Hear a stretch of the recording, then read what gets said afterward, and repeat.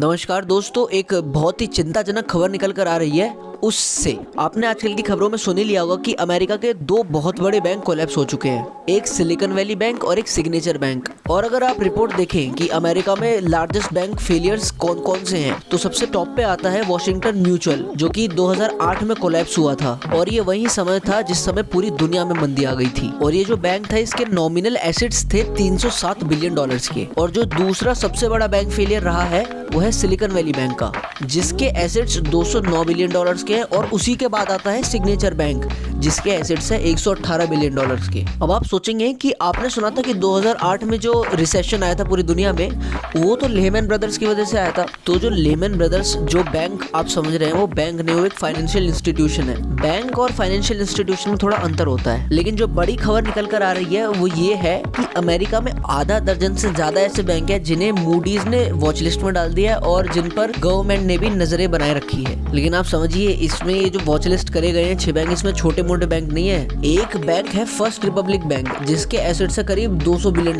के। Signature bank के समान इसके भी एसेट्स है। लेकिन जो दूसरा बैंक है जिसे पूरी दुनिया की मीडिया कवर कर रही है, वो बैंक है द क्रेडिट स्विस। इसका नाम आपने कहीं ना कहीं सुन ही लिया होगा। तक नहीं सुना तो मैं सुना देता हूँ। क्रेडिट स्विस, इस बैंक के पास करीब $1.5 ट्रिलियन के एसेट्स हैं। और ये $1.5 ट्रिलियन कितनी बड़ी रकम है?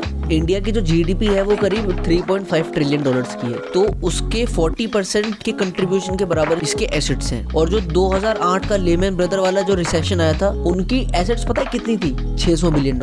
और इस क्रेडिट स्विस की अकेले की कीमत $1.5 ट्रिलियन की है। 2 बैंक ऑलरेडी कोलैप्स हो चुके हैं और 5 और वॉच लिस्ट में है। तो सोचिए, अगर ये सब कोलैप्स हो जाए तो कितनी बड़ी मंदी आ सकती है पूरी दुनिया में। और आप थोड़ा अगर फाइनेंस या इन्वेस्टिंग से रिलेटेड आप अगर कंटेंट देखते होंगे, तो आपने रॉबर्ट कियोसाकी का भी नाम सुना होगा। रॉबर्ट कियोसाकी यानी जिन्हें मैं बता सकता हूँ रिच डैड पुअर डैड के ऑथर, जो कि बहुत ही ज्यादा फेमस बुक है पूरे वर्ल्ड वाइड। उन्होंने कई बार अपनी वीडियोस में, अपने आर्टिकल्स में, अपनी स्पीचेस में ये बताया है। तो उन्होंने कई बार कहा है कि जिस तरह से यूएस की इकोनॉमी अभी रन कर रही है, वो एक इस डायरेक्शन में जा रही है कि ये बहुत बड़े ग्लोबल क्राइसिस को जन्म दे सकती है। और अभी ये क्रेडिट स्विस की न्यूज आने से पहले ही रॉबर्ट कियोसाकी ने प्रेडिक्ट कर दिया था, ये जो क्रेडिट स्विस बैंक है ये कोलैप्स हो सकता है। यानी वो इन्वेस्टर भी है, ऑथर भी है, फाइनेंशियल एडवाइजर भी है और अब ज्योतिष भी है। Well, jokes apart and on a serious note, I would like to say कि ये जो हिंडनबर्ग की अभी रिपोर्ट आई थी अडानी के खिलाफ, इंडिया को डिफेम करने की कोशिश करी, या बीबीसी की जो डॉक्यूमेंट्री आई थी मोदी जी के खिलाफ, ये आने का कोई मतलब तो था नहीं। कई एक्सपर्ट्स ने भी इसके ट्रू कलर दिखाए हैं। लेकिन मुझे ये समझ नहीं आता कि जिस देश से ये रिपोर्ट छपी जा रही है, उस देश के 8 bank on a verge of collapse हैं, जो कि 2 हो ही चुके हैं, वो दूसरों के घर में झांक के उन्हें डिफेम करके अपना शॉर्ट सेलिंग करके पैसे कमा रही है। तो ये तो वही बात होगी कि आग लगी अपने घर में और पानी बांटने चले दूसरों के घर में। तो